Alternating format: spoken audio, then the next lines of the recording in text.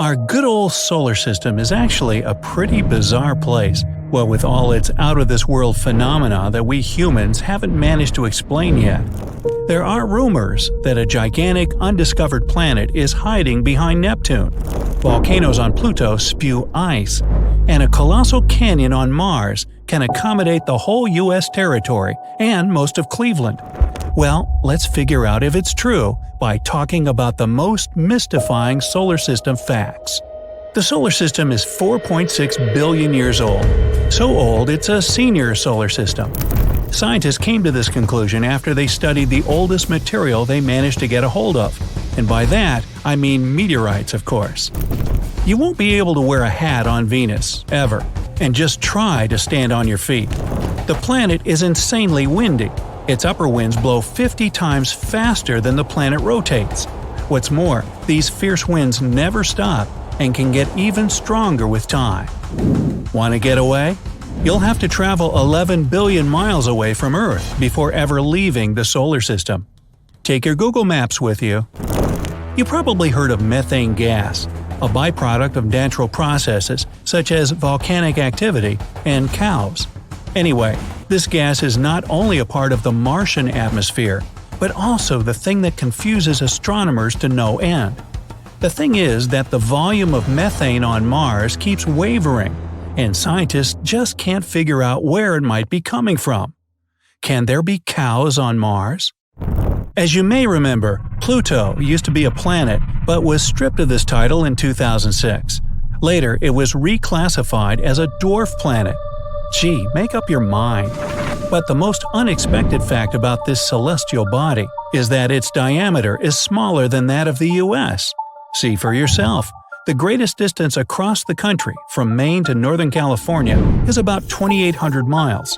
As for Pluto, it's only 1,473 miles across. The planet Uranus, or Uranus, you can't win either way, rotates on its side, and astronomers have no idea why the planet has chosen such an unusual position. The culprits could be ancient mega-powerful collisions, but so far it's just a theory. By the way, this is the only planet laying on its side. Our Sun is insanely massive. Want some proof? Well, 99.86% of all the mass in the solar system is in the mass of the Sun, in particular the hydrogen and helium it's made of. The remaining 0.14% is mostly the mass of the solar system's 8 planets.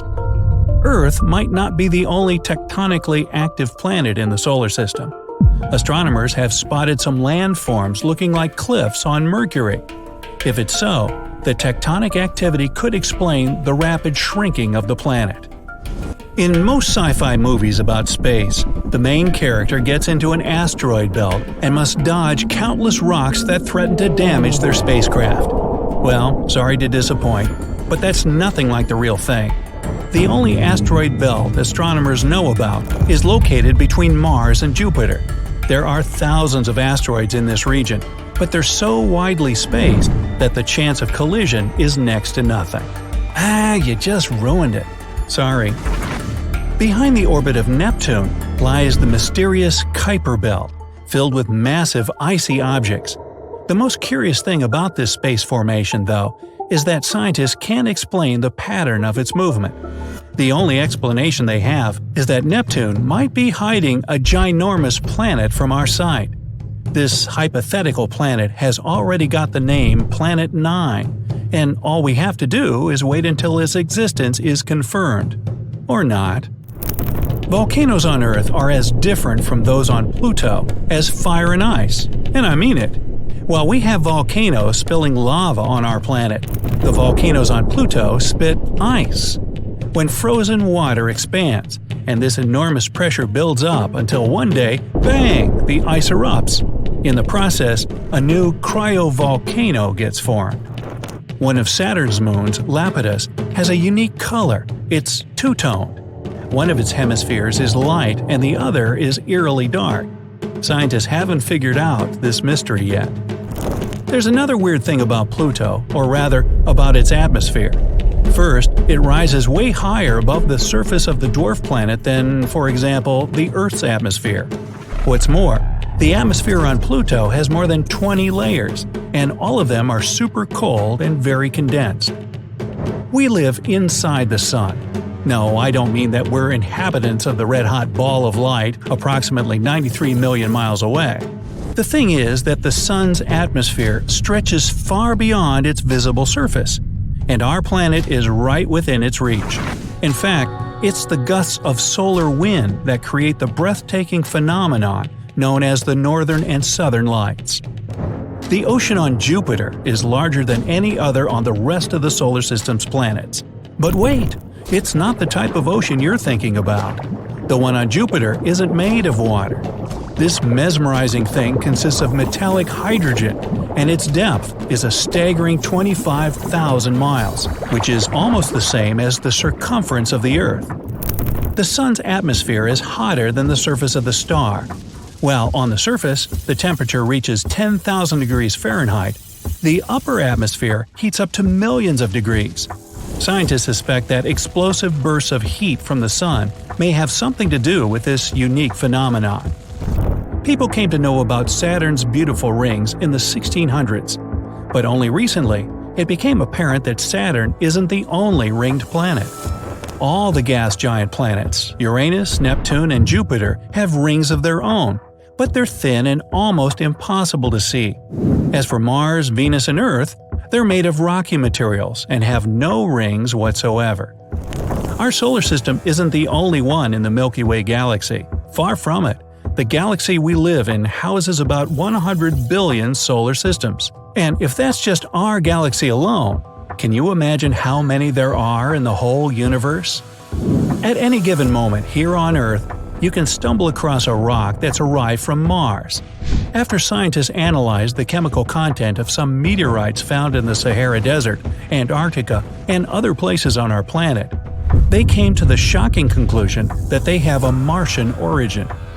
Since Mercury is the closest planet to the Sun, many people simply assume that it's also the hottest, and that's where they get it wrong, because, in fact, Venus, which is about 30 million miles further from the Sun than Mercury, is way hotter.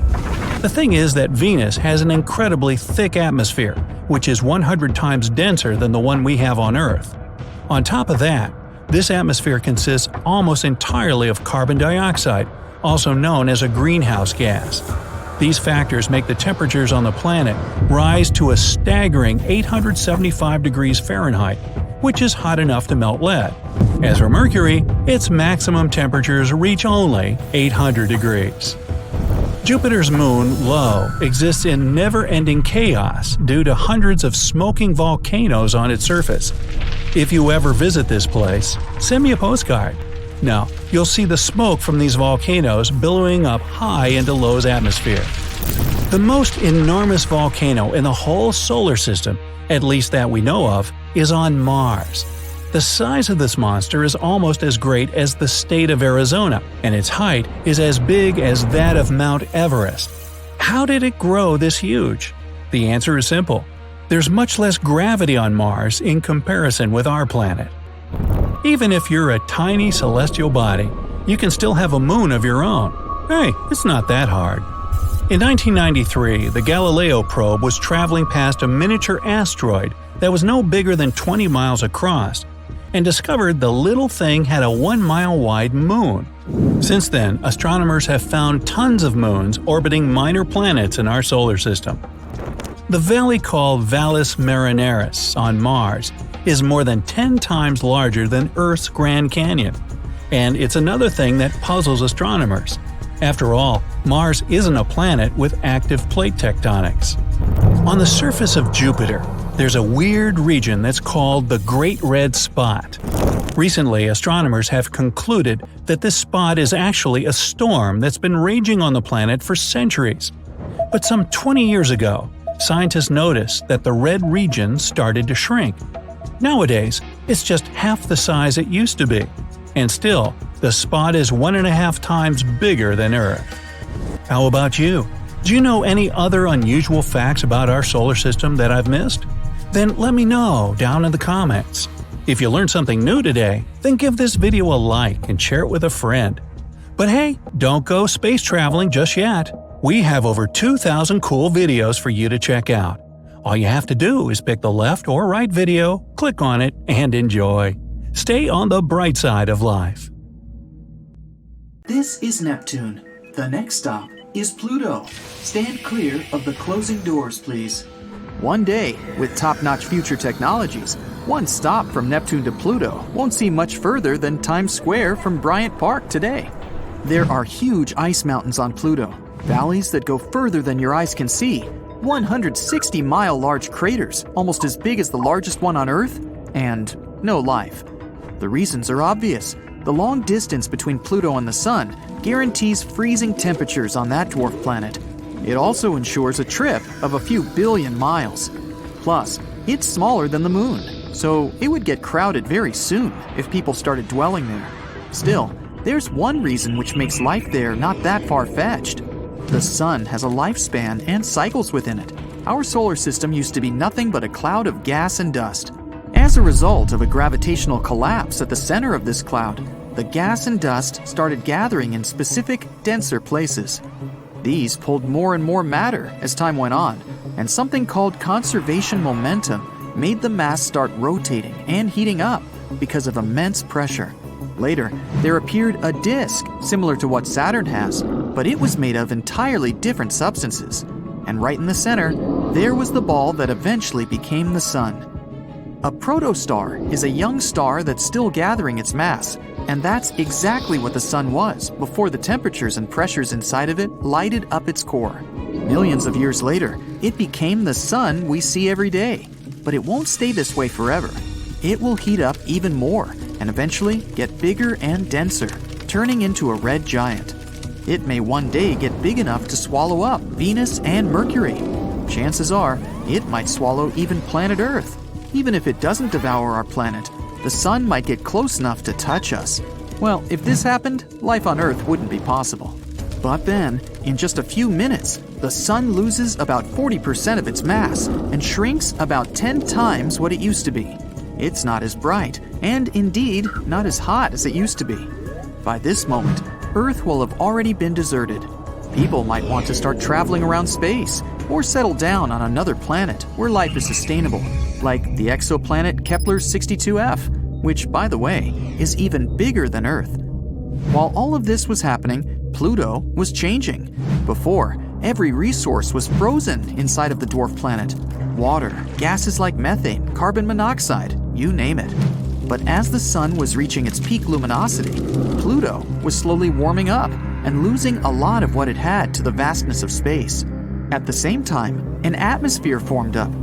If the atmosphere gets thick enough, it would create favorable life conditions. Then, instead of spaceships, a tiny percentage of us would be able to set up colonies on the dwarf planet. The temperature is comfortable there, almost t-shirt weather. It even resembles Earth a tiny bit. Canyons filled with water, beautiful endless fields with trees, and lots of space to run around, and mineral water pockets on the ground, good enough to drink. Pluto's rotations are different than Earth's. An Earth day is 24 hours, and sometimes it still feels like it never ends. But on Pluto, a whole rotation around the Sun takes 153 hours, because it's pretty far away from the Sun. After several hours without sleep, we get tired, and our eyes get red. It means we'd have to take several naps throughout the day on Pluto. A year on Pluto equals 248 Earth years. Unless we come up with some sort of technology to get us to live that long, our entire lifespan would be less than half a year on the dwarf planet. So, houses on Pluto might need to be equipped with cryo chambers.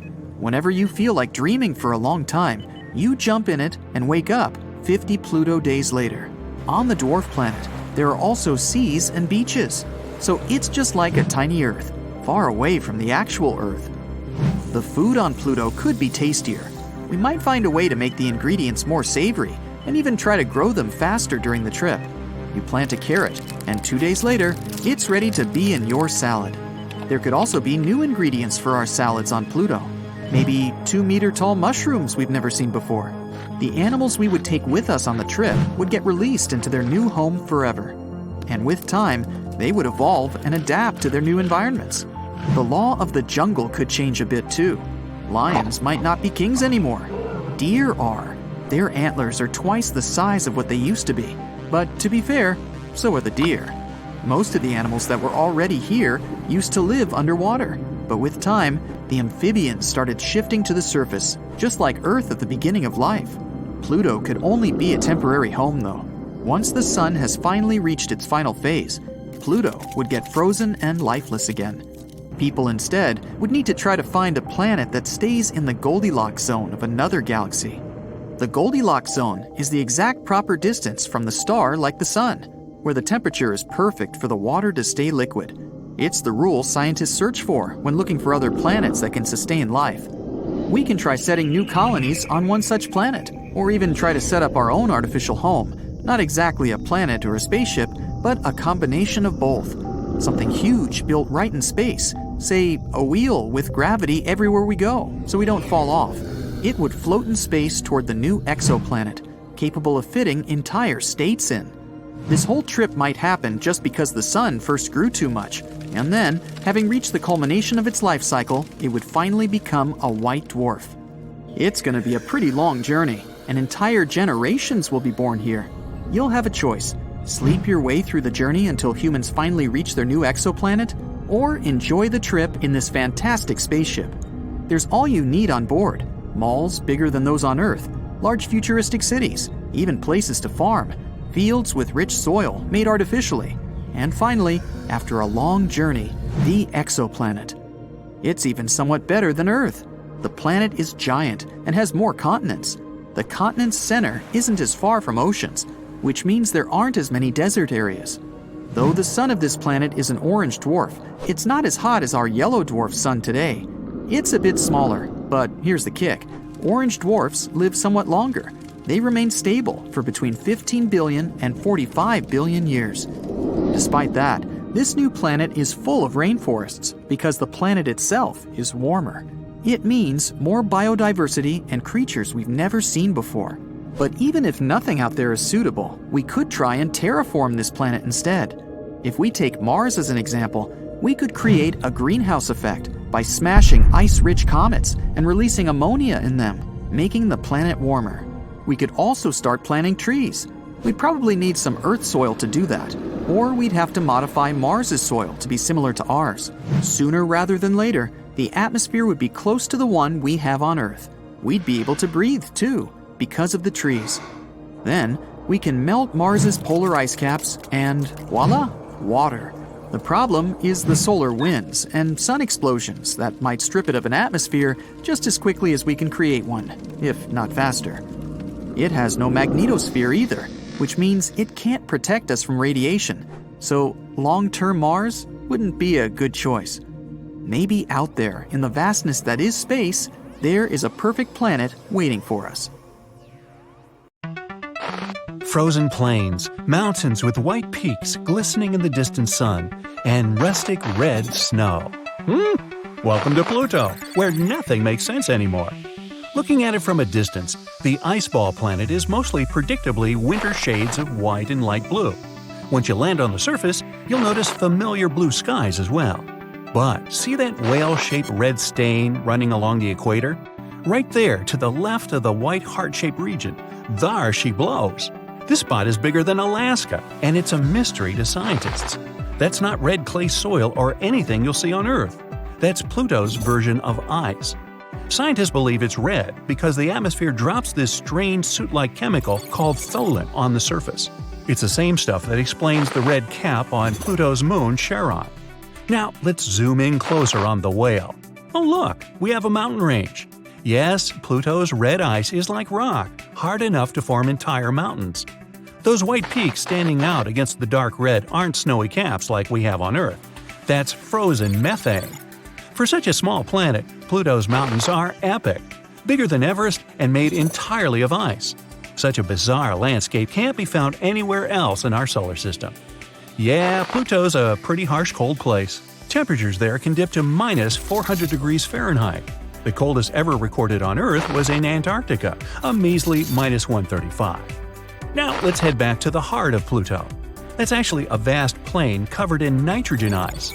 Scientists discovered that Pluto's heart makes the winds on the planet blow.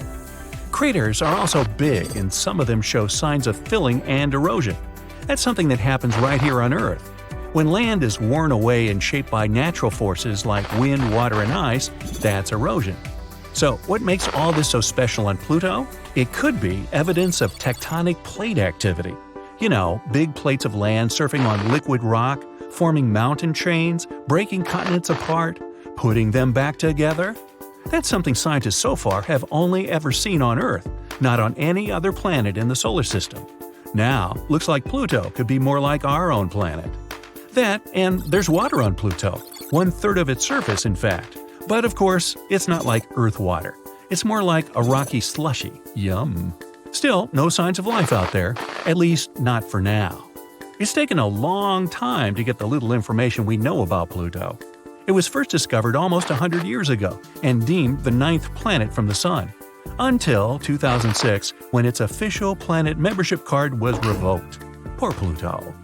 It was dubbed the biggest dwarf planet in the Kuiper belt, a region outside our solar system full of other dwarf planets and icy bodies circling the Sun. A few months before that, they launched the New Horizons mission.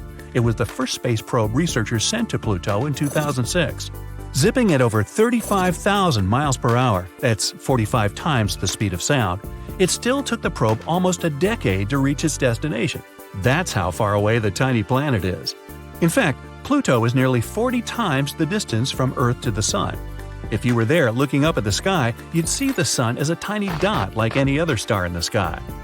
Once New Horizons finally reached Pluto in 2015, it got close enough to get some incredible pictures of the surface. It also collected important data and observations, like those strange red spots and that heart-shaped region. But Pluto gets even stranger, especially its orbit. Most other planets go around the Sun in almost perfect circles with the Sun close to the center. The Sun is nowhere near the center of Pluto's orbit, and the orbit is so stretched out that Pluto sometimes crosses into Neptune's path and gets closer to the Sun than the blue gas giant. So, the unusual effect of the strange orbit? Pluto sometimes has an atmosphere and sometimes not. When it's closer to the Sun, a thin atmosphere of nitrogen forms. But once the planet starts moving further away from our Sun, the atmosphere freezes and falls to the surface in an ice storm of epic proportions. Pluto is probably a lot smaller than you imagine. If you put it on a map of the Earth, it would only span about halfway across the US. Yet this little planet has 5 moons spinning around it. And life on Pluto would be one endless year for us humans. Imagine no birthdays your whole life. Since it was discovered in 1930, we still haven't seen it complete a full circle around the Sun. 1 year on Pluto is 248 Earth years, and we'll finally see that happen on March 23, 2178. Mark your calendar. Since Pluto got kicked out of the official planet club, Neptune became the last one in line.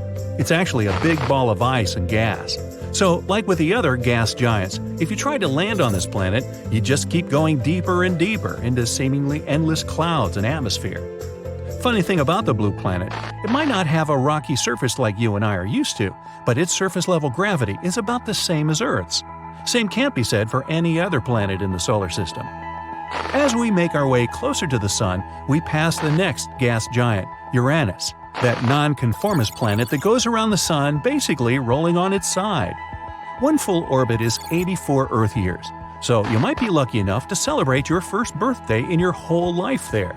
Only one party, so you better make it count.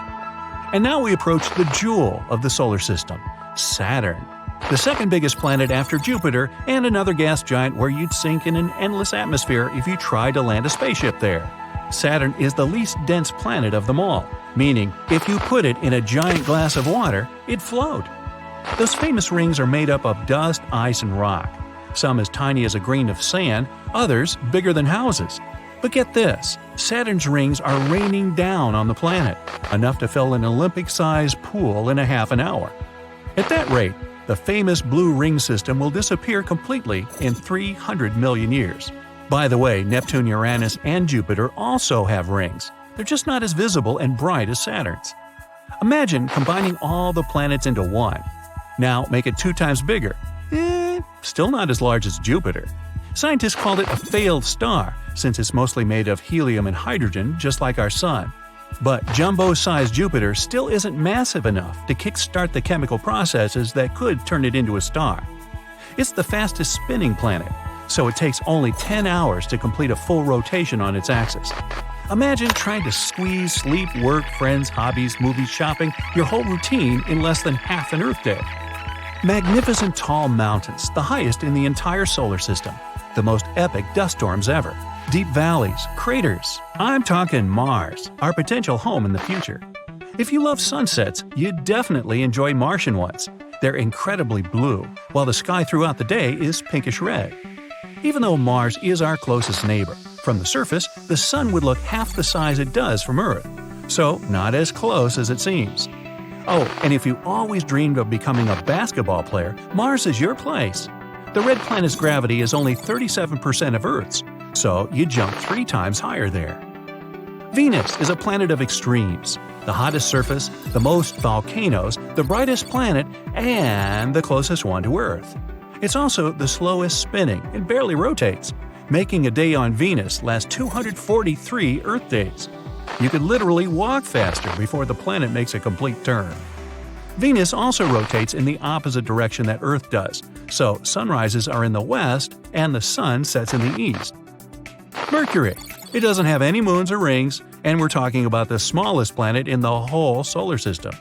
A year lasts only 88 days, so if you live there, you'd have a lot of birthdays. Mercury is the closest planet to the Sun, but it's actually not the hottest. That prize goes to Venus. Temperatures on Mercury don't get as high as on Venus because it doesn't have an atmosphere to trap heat from the Sun. What Mercury does have is wrinkles. Its iron core cooled and shrank, causing the surface to contract too, and leaving all those wrinkles. That, or because it's so close to the Sun with no SPF. Maybe.